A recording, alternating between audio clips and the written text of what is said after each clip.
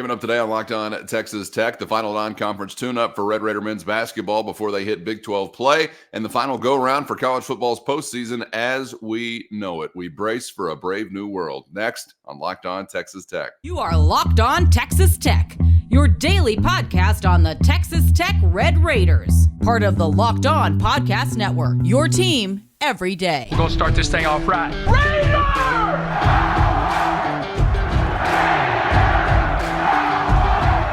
Everything runs through Lubbock. Great to be with you again on Locked On Texas Tech on the Locked On Podcast Network. Your team every day, always free and available on YouTube or anywhere you get podcasts. Today's episode brought to you by FanDuel. Score early this NFL season with FanDuel, America's #1 sportsbook. And right now, new customers get $150 in bonus bets with any winning $5 moneyline bet. That's $150 if your team wins. So visit FanDuel.com/lockedon to get started. With the only Chris Level, I'm Casey Cowan. Chris, great to be back with you, getting started on a brand new year. Got a couple of things to look back on today, and we're peering once again into the crystal ball. We'll get into a college football conversation now with the bowl season, for all intents and purposes, over, and essentially the entirety of college football's bowl postseason history leading up to now over will be changed, never to be the same again as we get into an expanded college football playoff era. For better or worse, there will be pros, there will be cons. We'll chop up some of what that will look like. And, of course, also who it will involve and where they're lining up. Conferences going away, conferences emerging, more and more programs moving across the country. Nothing is set in stone. I think we know that. So we'll get into some conversation regarding how it'll impact the Big 12 and beyond, and specifically, of course, the ones that we're interested in, the Red Raiders of Texas Tech. But let's begin our conversation on the hardwood as Grant McCaslin and the Red Raider men's basketball team wrap up the non-conference portion of their schedule with a big win over North Alabama from United Supermarkets Arena. New Year's Day win, and now we look ahead to, just the Longhorns in Austin coming up in just a few days, Chris. I don't know how you're feeling about the trend or kind of the ebb and flow of this team as they wrap up non-conference play, but we've had some big margins last couple of times out.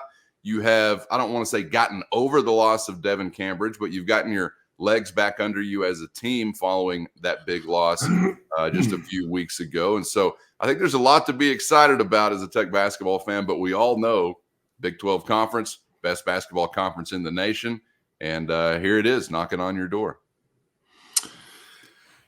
Yeah, I think a couple of statements, and they both can be true. I think you really did have a good non-conference portion of your schedule. I think you're playing maybe your best ball right now, now that it's over. I think you've started to – Grant has been really big on being able to maintain and build on leads, whereas I think early on you weren't – you'd maybe get up on them, and then they would – you let them back in it and things like that. But I think your ability to kind of build and maintain and add on to these leads is, I think, showing some signs that this team is really kind of starting to semi-figure it out. I mean, he's really big on, play each possession. Play each possession matters. It doesn't matter what the score is. And it's a culture kind of thing. So I think that it can be true that you had a really good non-conference portion of your schedule, and it can also be true that it doesn't really matter now. Yes. Yeah, because you're going to go to the NCAA tournament. You're going to go. Your season will be judged on what happens in the next 18 games, or I guess 19. You're guaranteed the one at least in Kansas City, and I really don't know what to expect, but here's what I like about this team. And if they'll do these two things, which is going to be really hard to do, because I think they can do these things and give themselves a chance. But there's two things that this particular team, or that Grant has got them doing so much better. And it is the one. This is going to be the harder one, but just shooting it like they've been shooting it. I mean, they shoot the three ball. And as a team, they're hovering around 35, 36% as a team. You've got 3 guys over 40%. And those 2 guys don't include Pop Isaacs and Joe Toussaint. So there's a lot of guys out there, with McMillan and Walton and Darion Williams that can really, shoot it. And I think shooting the 3 is going to have to be a part of your offensive attack. If a night when it shows up and you show up and you only make like 3 or 4,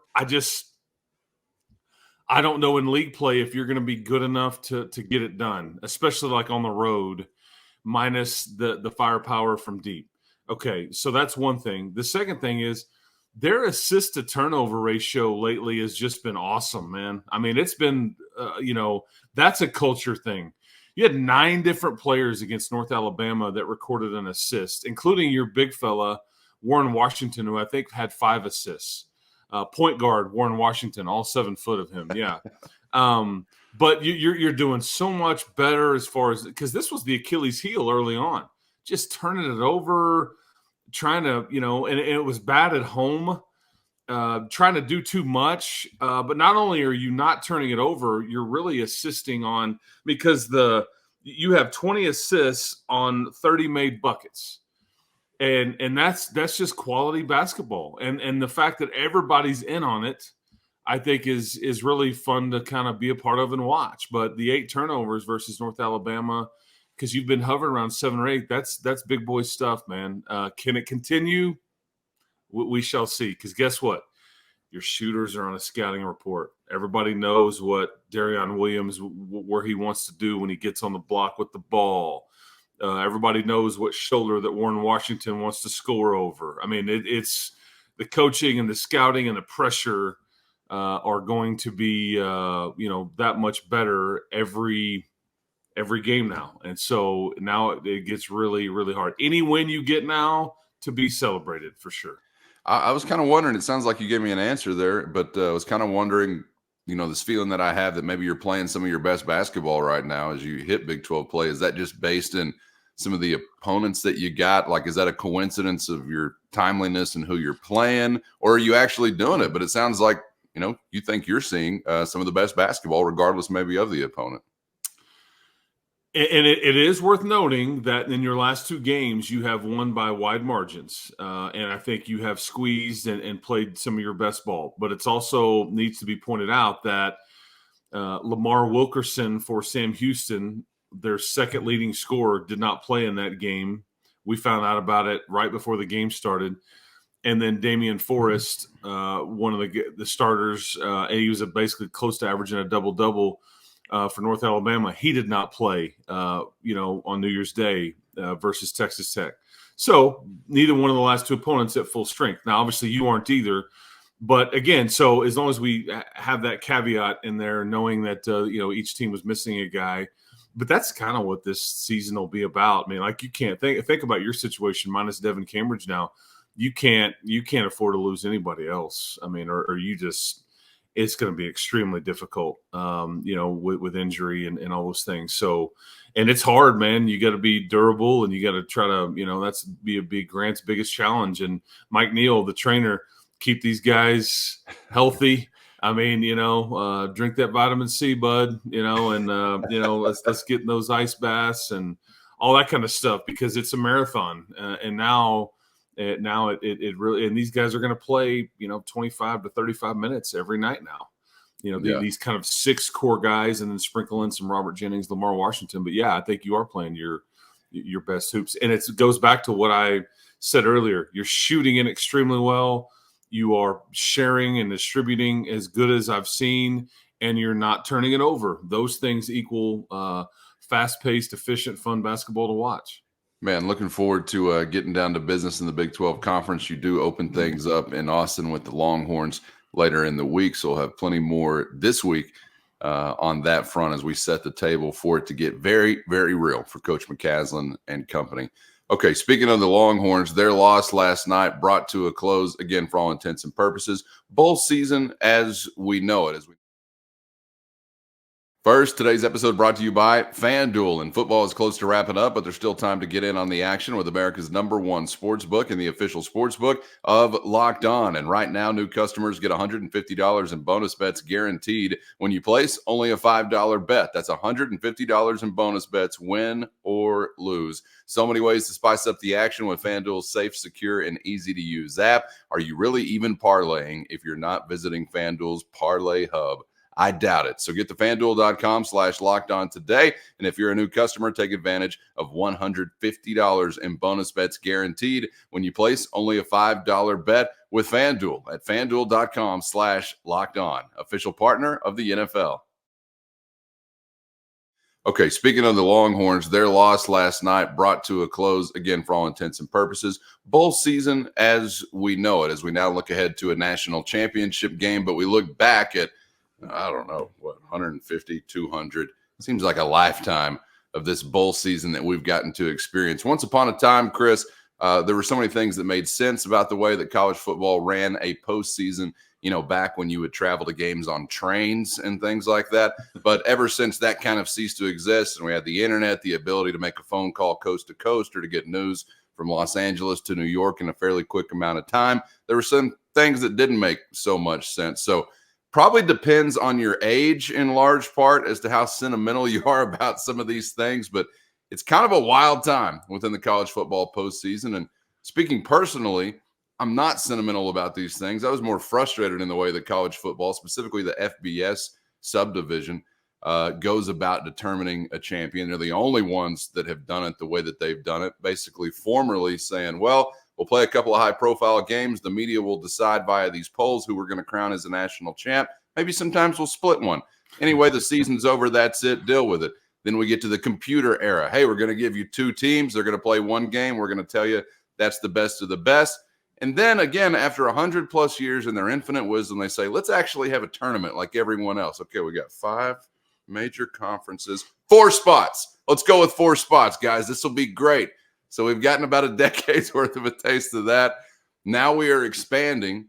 I personally don't believe the expansion is over at 12, and I'm also rooting for it to not be over at 12. I think more is better for me as a college football fan. But how are you feeling, man, as we're about to enter a brave new world? And we'll get to some of what that will involve as far as the league, the team we cover, is going to be competing in and who else might be a part of that in the future. But here we sit at the precipice of another unknown, but something that seems like, again, just in my opinion, a win for the fan, which is nowhere on the list of priorities when they make these decisions. I get it, but I do actually think there's going to be some wins for college football fan bases here. How are you viewing this thing as we sit here looking off kind of into the crystal ball, trying to figure out what's going to actually happen? Yeah, the postseason, I think, is flawed right now. We watched it up close. I mean, the opt outs, the portal entries, because in some ways people are pointing the finger and making fun of Florida State, but in some ways I don't know if you feel sorry for them, but that was bad TV, and this is supposed to be entertainment. And like it affected so many bowls, like just all of those things, and then you have obviously the playoff that is set to expand. I don't know, it's funny you asked me that because I don't know what to expect next year. I really don't know. I think that the expanded playoff, it's going to affect like the bowl system. I think those bowl games are important. And they will, most of them will remain. I just don't know they'll win. I don't know how it's going to look. I don't know if they adjust accordingly because of opt-outs and portal, if they can tweak the rules. I mean, I've even seen stuff like to try to help the bowl game situation out. Can we get to a place where the bowl game pays these kids to play in it? Can we get into a situation where we, embrace the craziness of eating an edible mascot after the game is over, or the mayo bath, and all that? Because the ratings for some of those were extremely high. Yeah. So the crazier the gimmick, the more that people tuned in. I mean, it's almost like minor league baseball or like the Savannah Banana, kind of phenomenon. I don't know. But it's like, because, I mean, you're tuning into some of these games and it's like, and we cover it and are pretty close to just the sport and paying attention to it. It's like, I don't know who's playing, Right. I mean, I talked to one of the Big 12 radio announcers the morning of when his team was playing a game, and he's like, I don't have any concept as to who is playing against us tonight. Like, coaches don't know, we don't know. We're just kind of, you're building your spotting boards, and it's kind of like you just get out there and warm ups. I'm like, okay, so that part bothers me. But the expanded playoff, does this create more interest in the end of the regular season because this many more teams are involved? There's a lot more meaningful football being played, in November or October. And the Big 12, obviously will be guaranteed, you think, unless they pull the rug out from you, the Big 12 will be guaranteed a playoff spot. And so anyway, it's going to be kind of fascinating. I will really embrace and enjoy that part of it. I don't think that it will necessarily end opt-outs or guys transferring, but we're going to get meaningful football before Christmas. You're still going to get your playoffs and semifinals and quarterfinals, all this business around the new year. And then, the national championship game, though, is not going to, I think in 25 for the 24 season, it's not played till like January the 20th. Really? I haven't considered that. Yeah. Yeah. So it is. And that's part of, like, when you mentioned, Cowan, the expansion not being done, that's part of what you're battling is the calendar. To have more, you have to have more. Do you start the season earlier? Do you give more buys in the deal? I mean, because it's – and then the big knock is, well, teams that end up playing all the way through it, I mean, are you really going to ask these kids to play 16, 17, 18 games? I mean – it's hard enough to get them to play 12 to 13 to 14, So anyways, but yeah, I'm ready for the change. We've been kind of marinating on it for a while now. And so I guess, but yeah, here we go. It remains great television inventory. Oh, yeah. All the non-playoff bowl games, very lightly attended for the most part.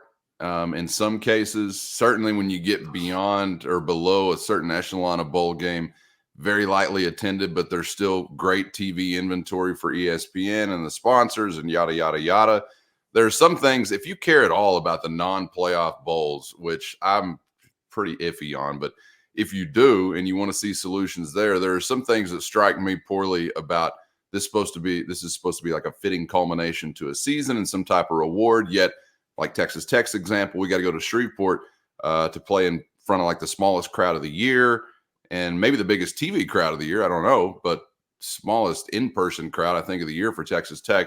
Maybe an exclusion there for Cal because, well, they don't even show up for a regular season game anyway. But for Texas Tech, for a lot of Power 5 teams, you go play in front of 35, 40,000 people, you're like, well, we got 20,000 more than this most weekends back in the LBK. So there's something about that I don't really like. I don't know how you fix that. I don't know if there is a fix, but they're not going away because the TV inventory is just too valuable for ESPN. Still opting out of games that don't involve any potential path to a championship. I don't know how you're going to fix that either, other than maybe just make a few more tough-minded individuals. And sometimes it does come down to that to me. I know they're making business decisions, but come on. Boys are afraid to play another 4 quarters of football. I get hindsight as this if you're injured or whatever, but like the patting on the back of the guys that show up now on the sideline, like, oh, Caleb Williams, what a great look at him. He actually went to the sideline. He actually went to the game. Really going above and beyond. Yeah. Like, I'm just like, spare me. Give me a break. But as far as the actual competition for a championship, this only improves, I think, Chris. And it will actually, in my opinion, it's just a prediction. We'll see if it happens. But I think that will alleviate some of those high-profile opt-outs for those teams that are involved in any way, shape, or form in the tournament that has a path to a championship. How do you figure in group of 5 involvement after Liberty gets waxed? I've always been uncomfortable with like reserving such a big amount of real estate for a group of 5 champion. If it's only 4, hell no. If it's only 6 or 8, hell no. 12, I guess 16. All right, fine. We'll see what happens. But I've always had some beef with that. But you know what? Some of the things that I really thought were pipe dreams forever, we're actually going to get, which is an expanded playoff to a real number, not just another, 6 or maybe 6.5 or 8. We're going to get some on-campus action, which I think, again, I'm going to check that off as a win for fan bases. Just remind yourself, they don't care about you, the consumer or the fan, when they make these decisions. They care more about like a bowl exec's ability to plan a cruise in the offseason or whatever. But you actually, I believe, are going to be a winner in this situation. We got it coming to campus, so I love that. So, you know, again, it's taken 125 years or whatever, but maybe we're getting closer and closer to something that does actually make sense and will be good for the fans and for those college towns. Like, I hate to deprive New Orleans or Atlanta, Georgia of another economic opportunity. But, you know, how about Lubbock, Texas, or Stillwater, Oklahoma, or some of these great college towns as well, who maybe could benefit from some of that? And maybe I'm getting out over my skis thinking Lubbock, Texas is going to host a college football playoff game, but let's dream no little dreams. So there's a lot to like. There's still a lot to figure out, but I know people are going to be beefing about all this. We already saw Nick Saban making a comment yesterday after the game. Oh, it diminishes the bowl games. The bowl games are diminished. Like, it lays at the feet of the participants or us or somebody.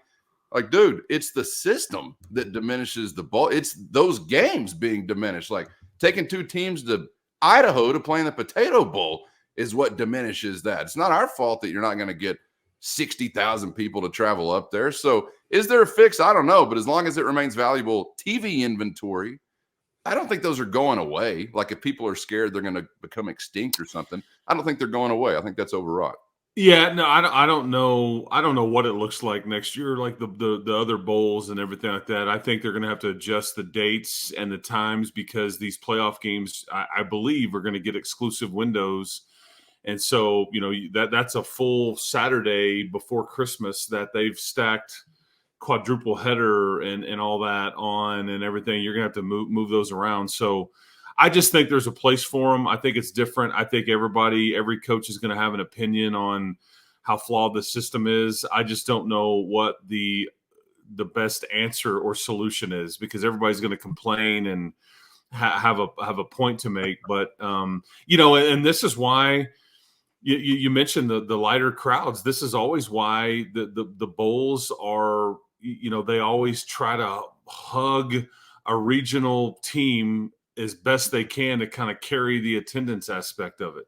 You know, I don't know what we're looking at. I guess we'll find out fairly soon, you know, when we get into 2024 here, kind of what next December and January looks like. But yeah, change is coming. And obviously your league is, and we still are looking for a league schedule.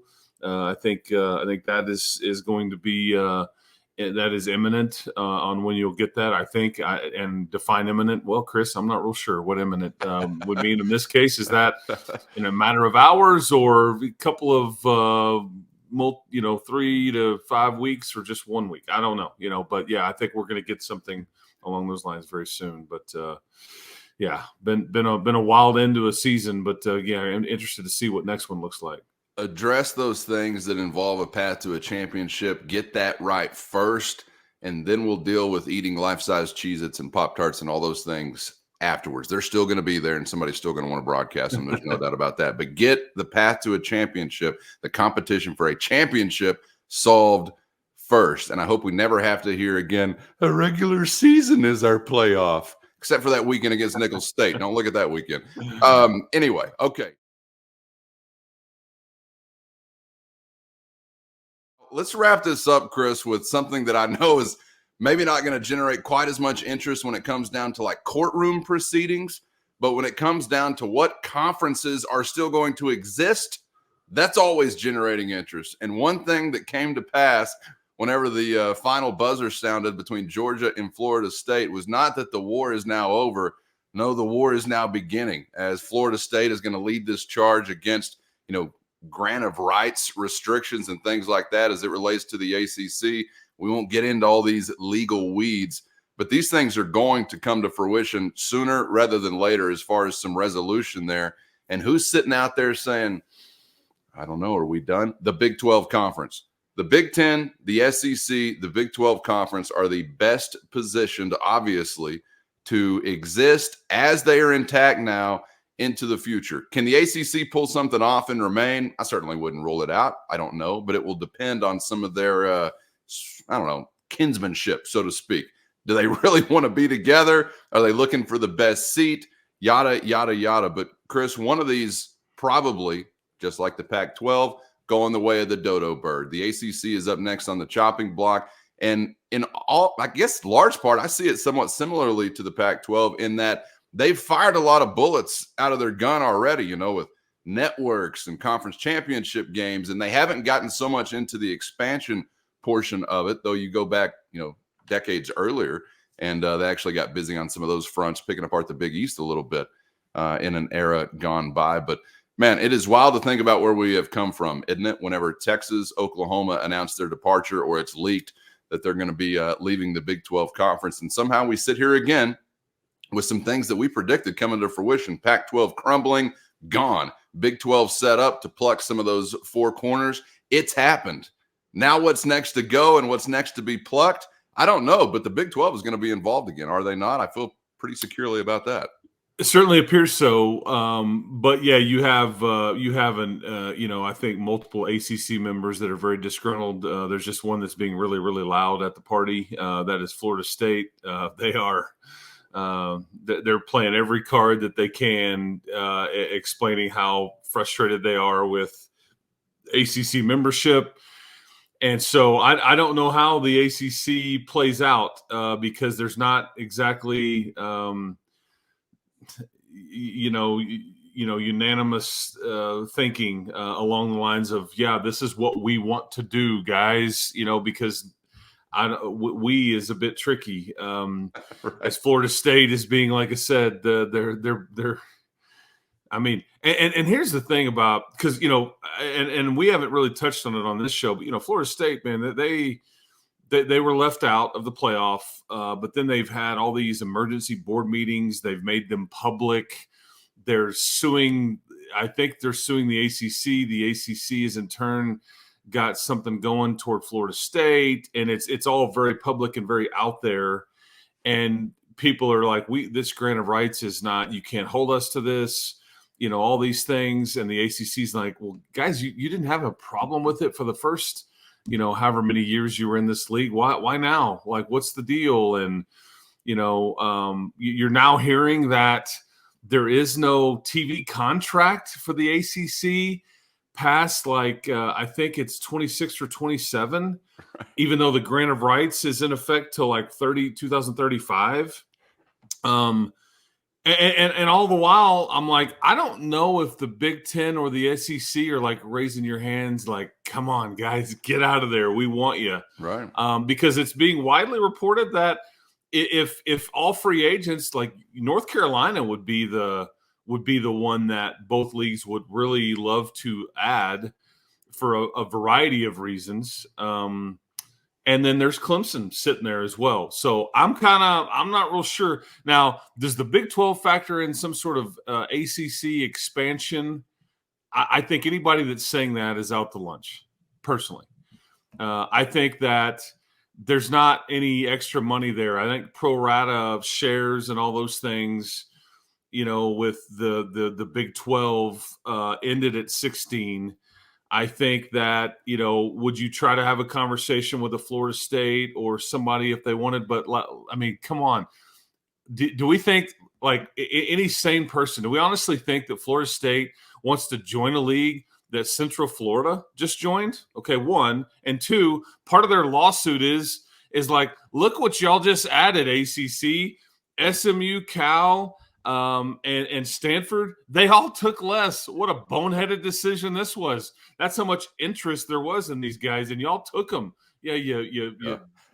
So I was gonna. SMU's taking zero, as a matter of fact. Exactly. Yeah. And so, but yeah, we think Florida State's going to want to sign up and be a part of a league or take less and all that. So I don't know where it plays out. I don't really think the Big 12 is factored into the expansion part anymore, the realignment part, but I do think they're factored into future automatic bid type conversations. Yes. But I think a lot of those conversations are going to continue, and the TV contracts for these playoffs are going to be contingent upon how everybody agrees. But who is everybody? Yes. Yeah, indeed. The kinsmanship factor, which in college sports, there is none of, I suppose, for the most part. And that's, well, and for some reason why we've gotten to the point that we have gotten. Follow the money, everyone. How did we know years ago that the Pac-12 was going to crumble and was no safe haven for like the hateful eight of the Big 12? Because USC's third-tier rights, they're making about as much as Kansas State off of that, trailing Texas and OU by 15 and 20 million. That wasn't going to last, and that was known many, many years ago, well before the UT-OU departure from the Big 12 Conference. So where do we follow the money here to the ACC? And I'm glad you mentioned Central Florida.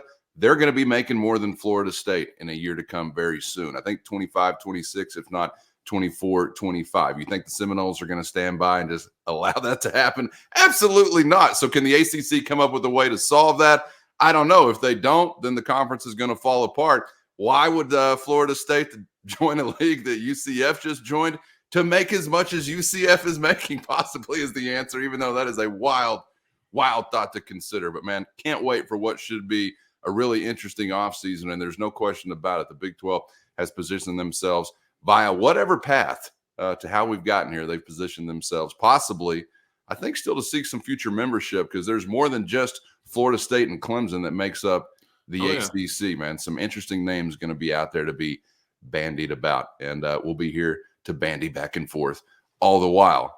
A lot of hoops on our mind this week, so stick with us. And also going to get into some best of 2023 on a football front, reviewing what went down and what we liked the most about that calendar a season ago as we get set for a wild and woolly 2024. Chris, appreciate the time as always, man. Enjoyed it, and we'll be back to do it again tomorrow. Happy 2024, people. Hope everybody was safe, and another good year on the way, man.